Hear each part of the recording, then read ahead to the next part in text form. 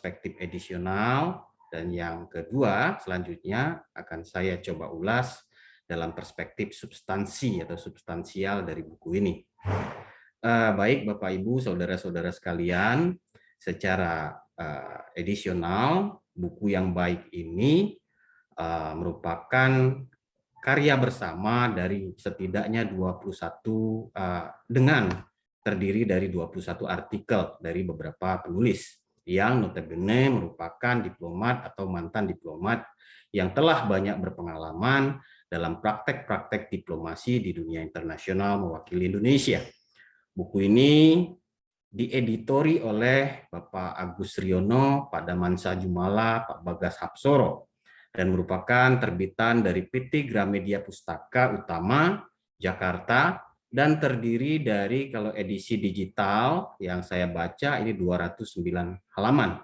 Dan ini merupakan edisi pertama tahun 2021, dan harapan kita bersama, ini edisi yang akan terus-menerus berkesinambungan dan juga akan diperbaharui sesuai dengan konteks dan konten dinamika diplomasi yang berkembang.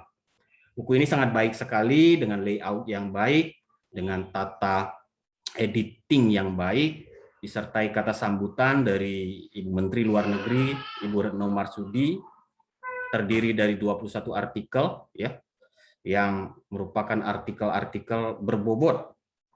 Nah, secara tata urutan, buku ini dikaji berdasarkan pendekatan kawasan Asia Pasifik, Timur Tengah, Amerika, dan kemudian Eropa. Topik-topik yang digali dari buku ini merupakan pengalaman saudara-saudara sekalian yang menjadi pembelajaran untuk praktisi dan pengayaan ilmiah untuk pengembangan ilmu pengetahuan. Bapak Ibu sekalian, peserta diskusi bedah buku, secara substansial saya ingin sedikit mengulas dari apa yang disampaikan atau yang ditulis oleh Bapak Hari Asharyadi mengenai apa itu diplomasi. Ini dimulai dengan kalimat indahnya bahwa prakteknya diplomasi saat ini menurut beliau ini tidak lagi mendayung di antara dua karang, tetapi mendayung di antara karang-karang yang indah. Nah, ini artinya mengungkap peran diplomat dalam mengangkat daya tawar Indonesia ini semakin dinamis, semakin berkembang, dan multi peran. Kemudian dari 21 artikel, perkenankan saya untuk setidaknya mengulas 4 artikel yang tadi disampaikan oleh yang terhormat Bapak Bagas, Pak Sutadi, dan Pak Hari.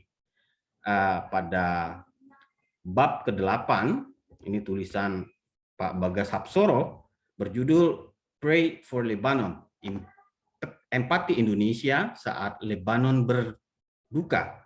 Ini melihat bahwa hubungan Indonesia-Lebanon ini seperti orang yang saling mencintai satu sama lain. Ini pilihan kalimat yang baik untuk menjadi metafora betapa sebenarnya antara Indonesia dan Lebanon ini merupakan satu negara yang memiliki ikatan yang sangat erat, persahabatan yang sangat luar biasa. Hal ini terwujud misalnya karena kepentingan hubungan ekonomi, sosial budaya, kemudian kemanusiaan, ya, yang menjadi penyangga saling pengertian dua negara. Salah satunya seperti yang diungkap oleh Pak Bagas Hapsoro tadi adalah Pray for Lebanon. Dari Lebanon kita belajar betapa rawannya masalah sektarian yang tidak dituntaskan oleh pemuka masyarakat dan pemimpin politik, apalagi jika ada intervensi dari pihak luar akan menciptakan kecamuk yang luar biasa. Itu merupakan satu pembelajaran diplomasi, praktek politik dari Lebanon terhadap kita tentunya. Baik, tulisan yang kedua dari Bapak Bagas Hapsoro ini mengenai 70 tahun hubungan Indonesia dan Swedia. Tulisan yang sangat baik karena mengungkap sahabat dekat meski terpaut jarak. Tulisan ini melakukan aksi nyata, ya, bagaimana Indonesia dan Swedia ini sebenarnya melakukan aksi nyata dan terlibat dalam perdamaian dunia secara berkelanjutan. Selain itu, pentingnya hubungan Indonesia dan Swedia ini termanifestasi dalam kerjasama ekonomi, pariwisata, ya, dan juga pertahanan yang menjadi bukti nyata bagaimana hubungan kedekatan dua negara. Dalam chapter terakhir dari tulisan Pak Bagas Hapsoro, itu ada terlihat nanti foto KBRI Stockholm dengan para pengusaha Swedia dan tentunya dengan Bapak Bagas Hapsoro tahun 2020, dan itu membuktikan kedekatan diplomat kita dengan para pengampu kepentingan yang ada di Swedia.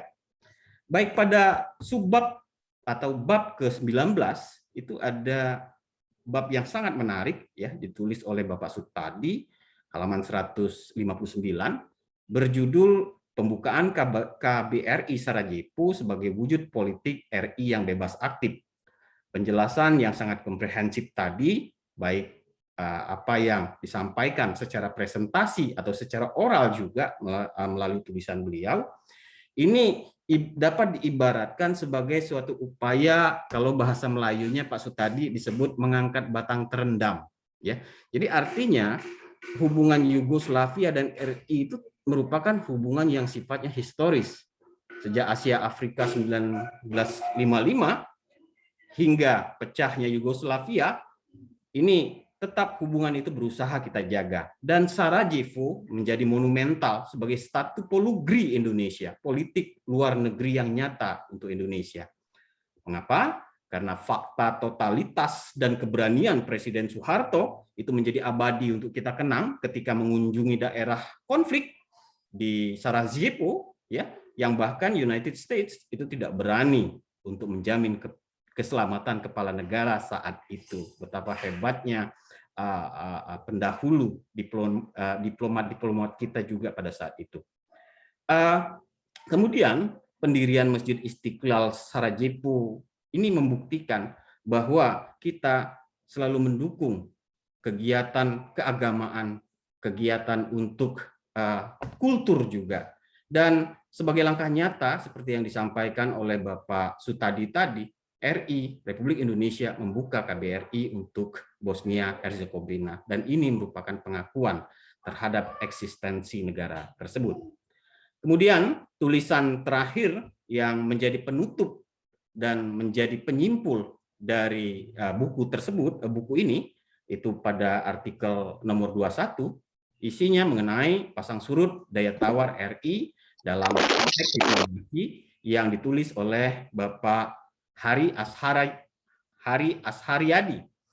Tulisan ini merupakan pengalaman yang luar biasa dari seorang diplomat senior dari awal tugas di Thailand, Belanda, Yaman, Dubai, dan Prancis.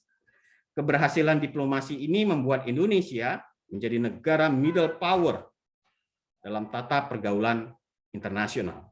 Hal ini dapat kita baca disebabkan karena kita memiliki hard power dan soft power sebagai modal yang memadai.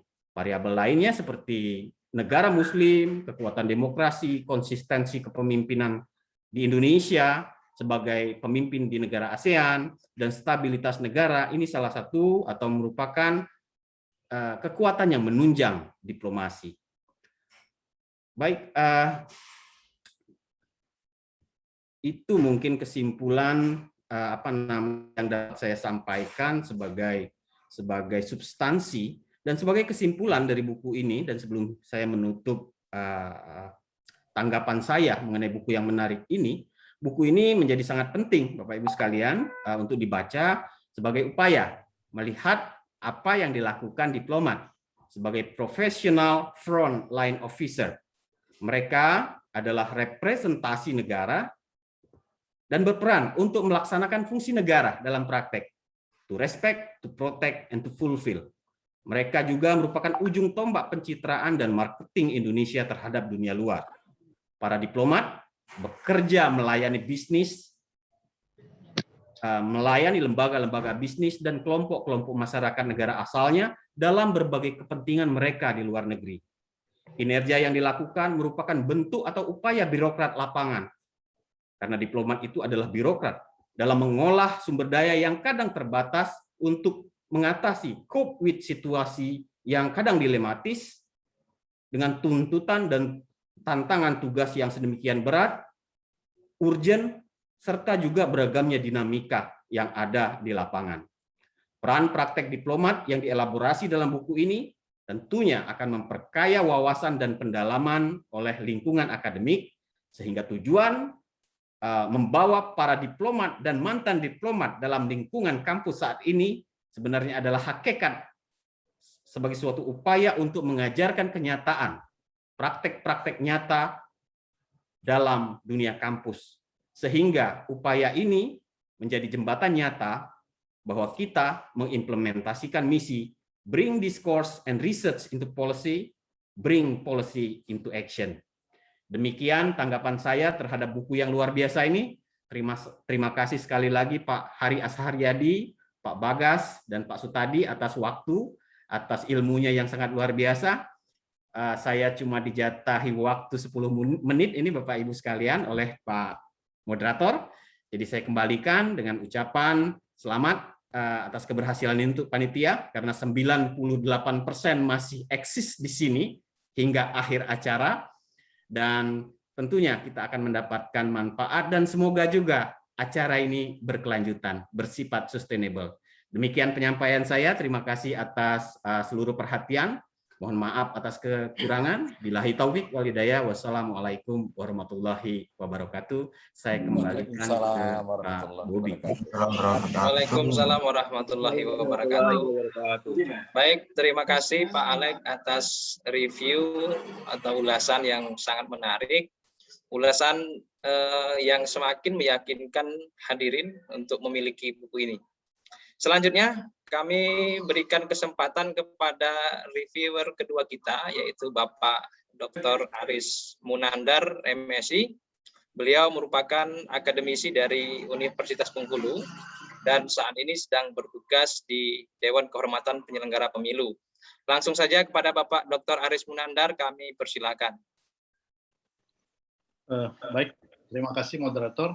Assalamualaikum warahmatullahi wabarakatuh. Salam sejahtera untuk kita semua. Salam kebajikan, Om Swastiastu. Bapak-bapak senior kami yang kami hormati, Pak Bagas, Pak Sutadi, dan Pak Hari, mohon perkenan izinnya saya mereview dari buku yang kita presentasikan hari ini dengan judul Diplomasi, Kiprah Diplomat Indonesia di Mancanegara. Sebenarnya saya juga bagian dari yang sempat bertemu Pak Hari, tapi mungkin tidak terlalu intens, jadi Pak Hari mungkin antara ingat dengan tidak, karena juga penugasan saya di Universitas Bengkulu. Mungkin agak berbeda dengan Pak Alex tadi, memberikan tanggapan atas buku dengan lebih ke konten. Mungkin saya akan lebih menyeluruh begini, mohon izin menampilkan satu slide berkaitan dengan tanggapan saya atas buku ini. Tanggapan saya berkaitan dengan 5 hal, yaitu konten, fungsi, aspek sosiologi, spirit, dan komitmen dari buku ini. Buku yang sangat bermakna bagi kami, Bapak-bapak sekalian. Yang pertama itu dari sisi konten. Saya mencermati buku ini ditulis bareng oleh para senior kami, bapak-bapak yang selama ini sudah bekerja keras untuk bangsa ini, tapi selama ini mungkin karena kita berada di daerah atau adik-adik mahasiswa masih terlalu jauh rentang jarak generasinya, sehingga belum cukup kenal. Buku ini ditulis oleh 17 penulis dengan 21 judul dengan topik berbeda yang dibahas. Buku ini saya memaknainya dan membacanya seperti yang disampaikan tadi, merupakan kumpulan dari cerita dan kisah. Cerita dan kisah untuk melambangkan bagaimana para senior, bapak-bapak kami bekerja untuk membela bangsa ini dalam cara yang lain. Cara untuk membuat bagaimana bangsa lain menerima